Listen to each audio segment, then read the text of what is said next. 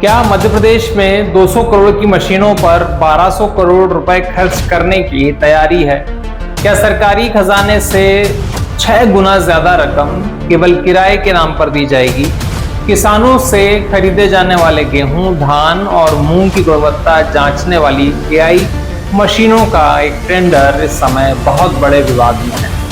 सवाल सिर्फ मशीनों का नहीं है, बल्कि सरकारी खरीद नीति, टेंडर की शर्तों और करोड़ों रुपए के संभावित वित्तीय बोझ का भी है। दावा है कि जिन मशीनों को खरीदा जाएगा तो करीब 200 करोड़ रुपए में मशीनें खरीदी जा सकती हैं।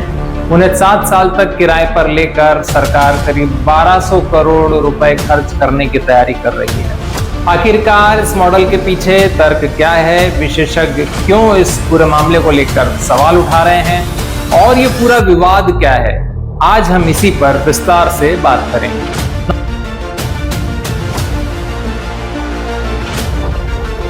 नमस्कार, मेरा नाम है उमेश भारद्वाज और आप देख रहे हैं Suryoday TV. Madhya Pradesh state civil supplies corporation limited यानी MPSCSC इन दिनों एक ऐसे टेंडर को लेकर चर्चा में है जिस पर करोड़ों रुपए के संभावित वित्तीय बोझ और पारदर्शिता को लेकर सवाल उठ रहे हैं।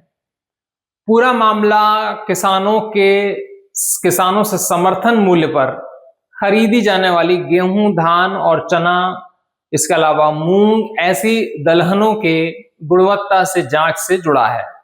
अब तक इन फसलों की जांच पारंपरिक तरीकों से होती आई है, लेकिन अब कॉरपोरेशन एआई आधारित फूड ग्रेन एनालाइजर मशीनों के जरिए गुणवत्ता करना चाहता है। उसका सीधा सा उद्देश्य यही है कि नमी, दाने की गुणवत्ता और अन्य मानकों की जांच तेजी से और सटीकता से हो सके। ये करना गलत भी नहीं है, लेकिन अब इसमें गलत क्या है उसको समझते हैं। इसके लिए करीब 3 फरवरी 2026 को एक टेंडर जारी किया जाता है। टेंडर के अनुसार पहले चरण में 2500 मशीनें किराए पर ली जाएंगी और बाद में इनकी संख्या बढ़ा दी जाएगी। संख्या बढ़ा करके इनको 4000 तक कर दिया जाएगा। तो फिर इसमें विवाद क्या है? दरअसल ये पूरा विवाद यहीं से शुरू होता है। विशेषज्ञों का कहना है कि एक ऐसी मशीन की अधिकतम कीमत तकरीबन 5 लाख रुपए है। इस कीमत में मशीन, उसका रखरखाव और एआई सॉफ्टवेयर लाइसेंस भी शामिल है। या यही कि माना जा रहा है कि ये सारी चीजें इतने में आ जाएंगी, लेकिन 4000 मशीन अगर खरीदी जाएंगी तो कुल लागत इनकी 200 करोड़ रुपए के आसपास बैठेगी।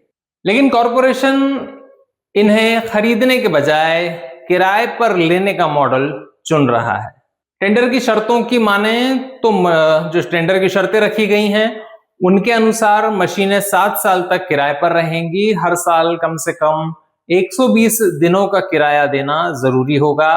प्रति मशीन करीब 3500 से 4000 रुपए तक का किराए का प्रावधान इसमें रखा गया है। अगर इन शर्तों के अनुसार 7 साल का हिसाब लगाएं तो एक मशीन पर तकरीबन 30 लाख रुपए से अधिक खर्च होंगे। यानी 4000 मशीनों के लिए करीब 1200 करोड़ रुपए तक का भुगतान पहुंच सकता है। यानी जिन मशीनों की अनुमानित खरीद या लागत 200 करोड़ रुपए के आसपास बताई जा रही है, उन्हीं मशीनों पर किराए के मॉडल में करीब 6 गुना ज्यादा राशि खर्च होने का अनुमान है। और यही वजह है कि ये टेंडर अब सवालों के घेरे में है। इस पूरे मामले पर हमने विशेषज्ञों से बातचीत की। विशेषज्ञों का कहना था कि सरकार मशीनें खरीद लेती है तो शुरुआती निवेश जरूर ज्यादा होगा, लेकिन लंबे समय में सरकारी खजाने पर बोझ कम होगा। दूसरी ओर अगर हम बात करें कि किराए के जो मॉडल हैं उसमें हर साल पेमेंट देना होगा और 7 साल तक एक बड़ी धनराशि जो है इस पर खर्च होगी। तो ये सारी तमाम चीजें हैं। टेंडर की जो दूसरी विवादित शर्त है वो इसकी अवधि है, यानी इसकी जो टाइमिंग है टेंडर की, उसको लेकर के अब सबसे बड़ा विवाद जो है वो खड़ा हो रहा है। और विवाद यह है कि अनुबंध पूरे 7 साल का रखा गया है। साथ ही यह भी तय किया गया है कि हर साल मिनिमम 120 दिन का किराया देना होगा।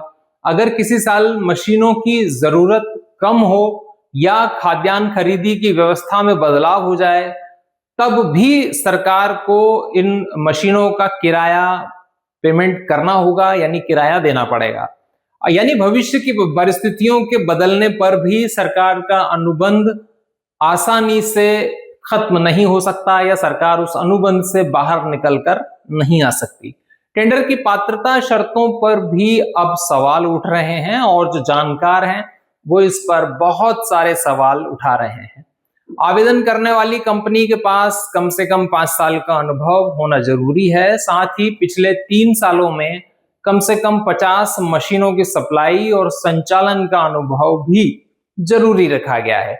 तो ये जो नियम है ये कहीं ना कहीं सवाल के घेरे में अब आ गए हैं। विशेषज्ञों का ये मानना है कि ऐसी शर्तों के कारण कई कंपनी इस प्रतियोगिता से बाहर हो सकती हैं, जिससे प्रतिस्पर्धा सीमित होने और कुछ चुनिंदा कंपनियों को लाभ मिलने की आशंका हो सकती है। विवाद तब और बढ़ गया जब टेंडर की वैधता अवधि पूरी होने के बाद भी जो इसकी प्रक्रिया है उस पूरी प्रक्रिया को पूरा नहीं किया जा सका। यानी मैं आपको अगर इसको समझाऊं तो टेंडर की जो वैधता है वो 180 दिन तय की गई थी।